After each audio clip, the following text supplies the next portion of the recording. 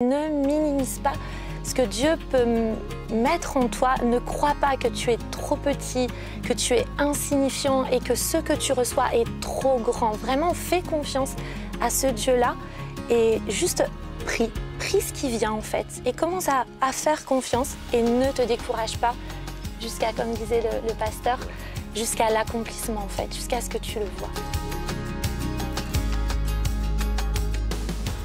L'image de l'intercesseur, pour moi, c'est l'image d'un avocat. Et Jésus, c'est ce qu'il fait aujourd'hui, il est au ciel. Romains 8, 34 nous dit qui nous condamnera bien plus. Christ, non seulement il est mort pour nous, il est ressuscité à la droite du Père et il intercède et il joue ce rôle.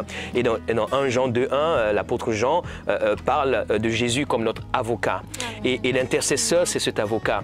Il y a très longtemps, j'avais le désir un jour de devenir avocat et j'aimais bien regarder les séries. Et vous savez, l'avocat, lorsqu'il est au tribunal, il défend son client. Et pour défendre son client, il est prêt à tout.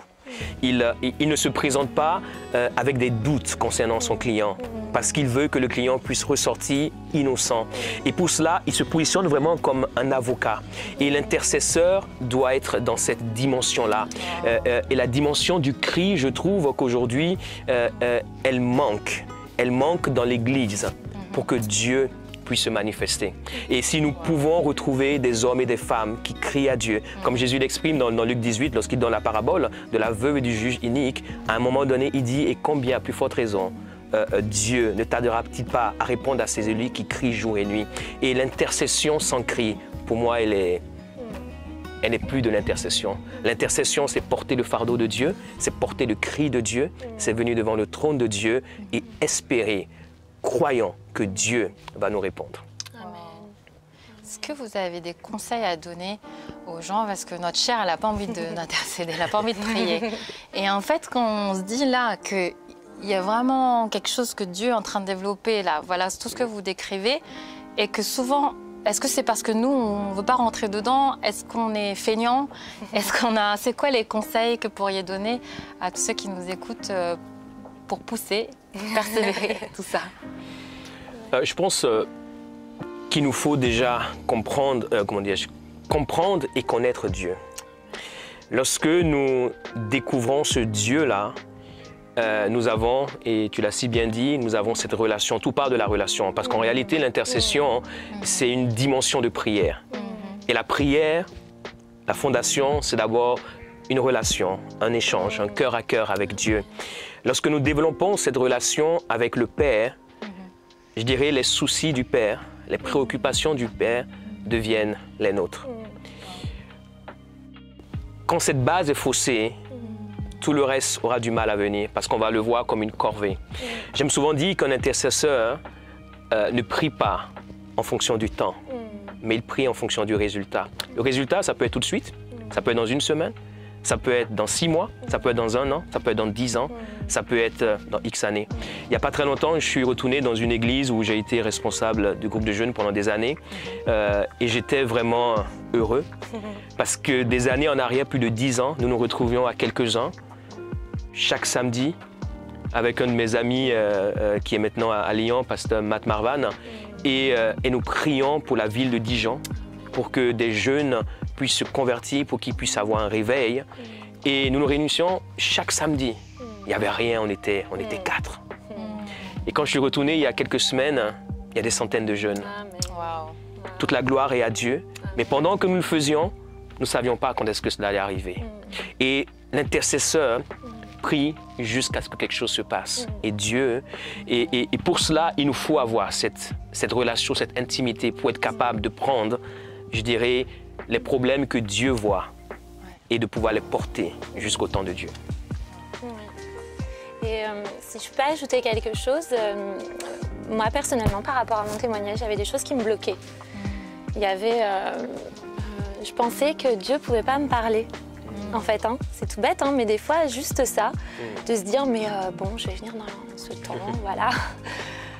Bon, Seigneur, voilà, je viens parler avec toi, j'aimerais t'entendre ou quoi, mais je ne croyais pas que Dieu pouvait me parler, en fait. Je pensais que c'était que à des personnes particulières ou des serviteurs, des ministères, voilà. Où je me disais, ouais, bon, c'est toujours les mêmes. Voilà, moi. Et en fait, il y a des mensonges qui sont là et il faut vraiment les renverser. Non, le Saint-Esprit vit en nous, Dieu veut nous parler à chacun de nous. Et après, on ne sait pas forcément aussi comment Dieu nous parle. Des fois, on va vivre des choses, on va peut-être lire la parole et puis il y a quelque chose qui nous parle et il y a un nom de quelqu'un qui nous vient ou peut-être on va penser à un voisin, une voisine, à quelqu'un du quartier et puis on lit ce verset et on ne réalise pas en fait que Dieu il est en train de nous dire mais tu vois là ce verset et tu vois là la personne à laquelle qui vient en tête là, ça en fait je suis en train de te dire regarde c'est ce que je veux faire dans sa vie en fait. Et en fait on a besoin aussi de comprendre que Dieu communique avec nous et qu'il a différentes façons de communiquer avec nous. Il peut nous parler de plein de façons différentes et prendre confiance que le Dieu que l'on aime nous aime et veut parler avec nous. Et autre chose encore qui me vient, c'est peut-être tu as reçu quelque chose qui te paraît trop grand. Peut-être tu as reçu quelque chose où tu dis mais ça moi la petite personne là, moi ça, Dieu me parle d'un réveil, Dieu me parle de cette nation, mais à moi.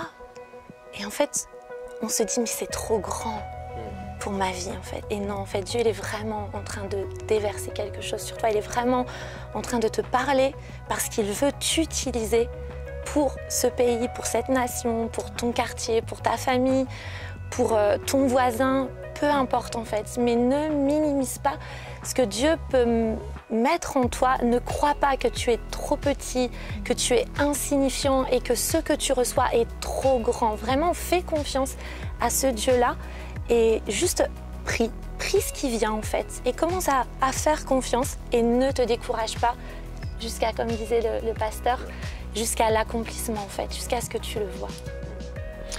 Et je trouve aussi une autre dimension, c'est lorsqu'on parle de l'intercession, on parle de la prière. J'aime souvent dire que les choses spirituelles ne sont pas innées, mais elles sont apprises ou elles sont acquises. Ça veut dire qu'il y a aussi un apprentissage. Et je crois que des fois, on grandit et on vit avec la culpabilité de ne pas savoir faire. Par exemple, dans Luc 11, Jésus se trouve à un endroit, un de ses disciples au moins le voit en train de prier, il lui dit « Seigneur, enseigne-nous à prier ». Lorsqu'on parle de la prière, elle est tellement, ou de l'intercession, elle est tellement spirituelle à nos yeux qu'on a l'impression que quelque chose va nous tomber du ciel un jour, on va savoir. Mais il y a un apprentissage. Et si je peux encourager quelqu'un, c'est de pouvoir apprendre. Par exemple, Samuel était dans le temple, mais il ne connaissait pas la voix de Dieu. Il servait Dieu, mais il ne connaissait pas. Et c'est important pour nous, et je dirais surtout dans la génération dans laquelle on est, où on peut rester chez soi, apprendre des choses à travers Google, c'est super, mais c'est mieux à travers des hommes et des femmes qui ont marché sur un chemin, qui peuvent nous éduquer, qui peuvent nous accompagner. Et personnellement, c'est comme cela aussi que j'ai pu grandir dans ma vie, dans ma foi. La dimension de l'apprentissage dans les choses spirituelles est importante parce que même lorsqu'on fait des erreurs, ce n'est pas un problème, on apprend et on fait des erreurs partout. Peut-être que j'ai mal entendu la voix de Dieu aujourd'hui, mais cela va être un capital pour moi, pour mieux l'entendre demain, etc. Personne ne naît en sachant. Et soyez, je dirais, confiants pour apprendre. Shalom, j'espère que vous avez aimé cette vidéo. Abonnez-vous pour ne pas rater nos programmes. Merci de faire partie de notre famille TBN. Que Dieu vous bénisse. Shalom de Jérusalem.